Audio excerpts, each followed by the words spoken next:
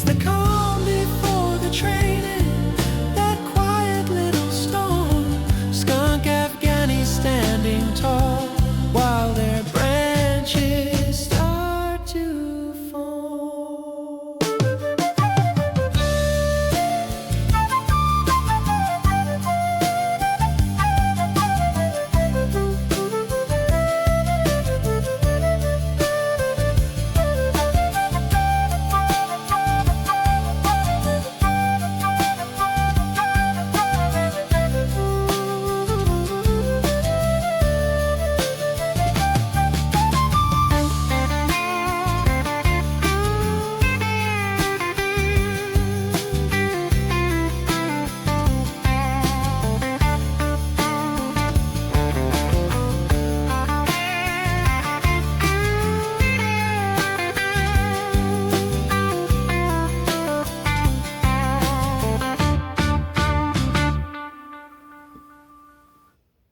Hello everyone, welcome to another episode of Jacob Cultivates. Thank you all for being here with me today. We're here with the Skunk Afghanis and Harvey. You want to say hello, Harvey? Look who decided to join us, Mr. Harvey.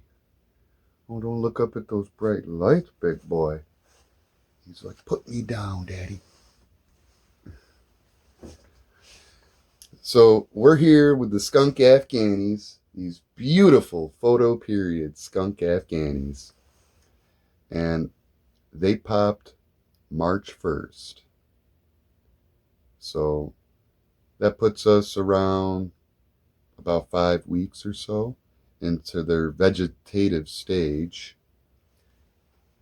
And what we have going on right now is identification of the males and the females.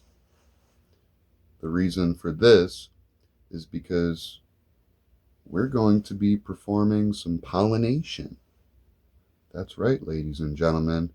We're not going to cull the males. We're going to use the male's pollen. And we're going to apply that pollen to the pistils on the females when they first start their flowering cycle. So that's what we have going on right now. I've already identified at least 2 males out of 7 plants.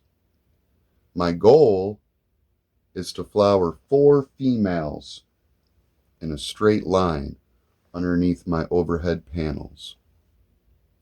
I'm going to utilize nets, 2 layers of them. Everything that you see right here in terms of the foliage will all be gone at a certain point. All of this foliage gone, because there's going to be a first layer net about right here where my arm is. And I'm going to be cutting the tops off of these plants, which is going to cause new branch systems to emerge. When these new branch systems emerge, I'm going to weave them in and out of the first layer net and perform tie downs utilizing simple bread twisty ties that you get on like a loaf of bread. That's all you need. So I'll perform these first layer tie downs on the first layer net. And then after I induce flowering, I'll have a second layer net about a foot higher.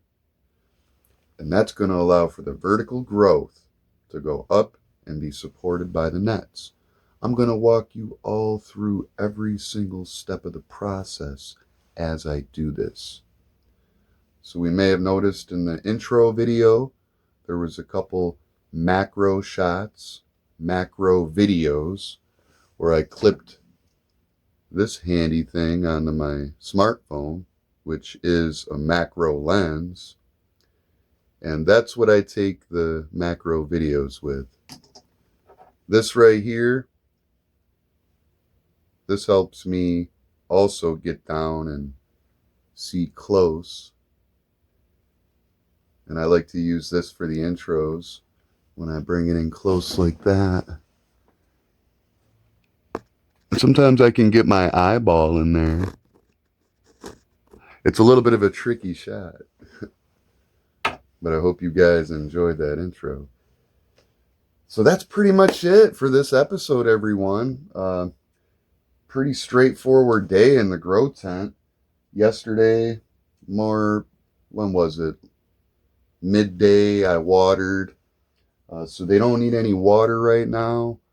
I'm going to leave them alone for a little while. Then I'm going to come back, get down in there, see if I can identify the males with 100% certainty. There's one I'm 100% certain of. The other one, I'm about 90% certain. So I'm going to get those males.